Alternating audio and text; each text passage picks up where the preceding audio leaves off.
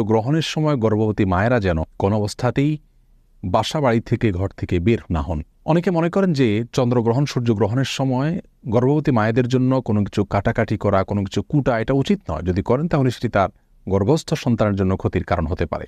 অনেকে মনে করেন যে গর্ভাবস্থায় যদি কেউ যমজ কলা খান তাহলে তার সন্তান যমজ হবে। অনেকে মনে করেন যে গর্ভাবস্থায় কোনো মায়ের জন্য ডিম খাওয়া উচিত নয়, তাহলে সন্তানের চোখ কুসুমের মতো হলদে বর্ণ হবে। ডাব খাওয়া উচিত নয়, তাহলে ঘোলাটে হবে।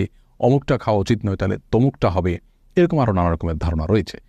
সুপ্রিয় দর্শক শ্রোতা ভাই বোন, গর্ভবতী মায়ের জন্য গর্ভাবস্থায় কোনো খাবার গ্রহণ করা অথবা না করা, বিশেষ কোনোভাবে চলা অথবা না চলার ব্যাপারে কোরআন এবং হাদিসে কোনো দিক নির্দেশনা আছে কিনা আজ আমরা সে বিষয়টি জানার চেষ্টা করব ইনশাআল্লাহ তাআলা। প্রিয় দর্শক, আমাদের সমাজে গর্ভবতী মায়েদের জন্য বিশেষ কিছু খাবারকে, বিশেষ কিছু চাল চলনকে নিষিদ্ধ এবং ক্ষতিকর মনে করা হয়ে থাকে। তন্মধ্য থেকে সবচেয়ে প্রসিদ্ধ হল চন্দ্রগ্রহণ অথবা সূর্যগ্রহণের সময় গর্ভবতী মায়েরা যেন কোনো অবস্থাতেই বাসা বাড়ি থেকে ঘর থেকে বের না হন।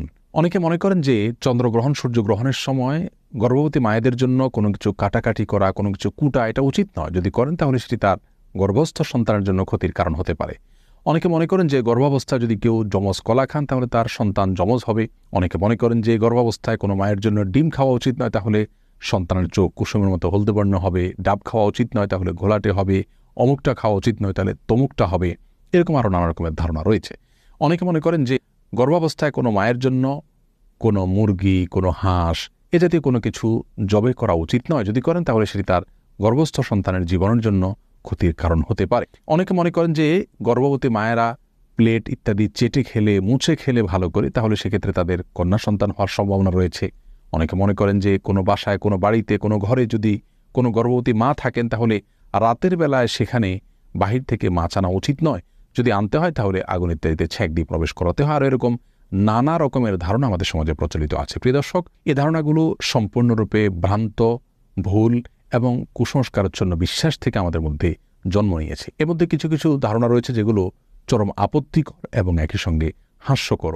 যেমন যমজ কলা খেলে গর্ভবতী মায়ের যমজ সন্তান হতে পারে। এই ধারণাটি শুধু ভ্রান্তই নয়, একই সঙ্গে এটি হাস্যকর এবং আপত্তিকর। একজন মায়ের জন্য বা যে কোনো বাবার জন্য একটি গর্ভ থেকে যদি একাধিক সন্তান জন্ম হয় সেটা তাদের জন্য খুশির বিষয়, আনন্দের বিষয়। এটা কখনো তাদের জন্য ক্ষতির, এটা তাদের জন্য নিষিদ্ধ কোনো বিষয় হতে পারে না। বিধায় এটিকে নিষিদ্ধ মনে করা বা যমজ কলা গর্ভবতী মায়ের জন্য খাওয়াকে খারাপ মনে করা, এটি মূর্খতা প্রসূত একটি বিশ্বাস। সেই সাথে যে কোনো মুসলিমের জন্য, যে কোনো মানুষের জন্য খাবারের পাত্র, প্লেট এটাকে ভালো করে মুছে চেটে খাওয়া উচিত। এটাকে অপচয় করা উচিত নয়, কোনো খাবার নষ্ট করা উচিত নয়, বরং ভালো করে মুছে এবং পরিষ্কার করে খাওয়াটাই হলো সুন্নাহ।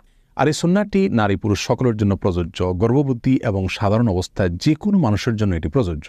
সুতরাং প্লেট পরিষ্কার করে খাওয়া বা মুছে খাওয়া, চেটে খাওয়া এটাকে খারাপ মনে করা, এটাকে অপয়া মনে করা, নিষিদ্ধ মনে করা, সেটি মূর্খতা এবং সুন্নাহ বিরোধী একটি বিশ্বাস।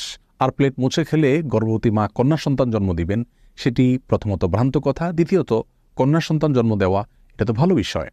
কোরআন এবং হাদিসের কোথাও পুত্র সন্তান জন্ম দেওয়ার জন্য বিশেষ কোনো ফজিলতের কথা আমরা জানি না, কিন্তু কন্যা সন্তান জন্ম দিলে সেক্ষেত্রে মা বাবার জন্য সেটি আখিরাতে নাজাতের মাধ্যম হবে, জান্নাতে যাওয়ার উপায় হবে, এরকম বিভিন্ন হাদিসের কথা আমরা জানতে পারি।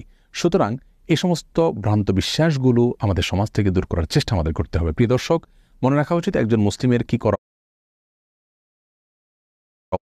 থাকা বা আল্লাহ আকবার ধ্বনি দেওয়া, আল্লাহ আকবার বলে ওঠা, এই নির্দেশনা নবী সাল্লাল্লাহু আলাইহি ওয়াসাল্লাম দিয়েছেন। তাহলে আল্লাহ আকবার দিবেন মায়েরা,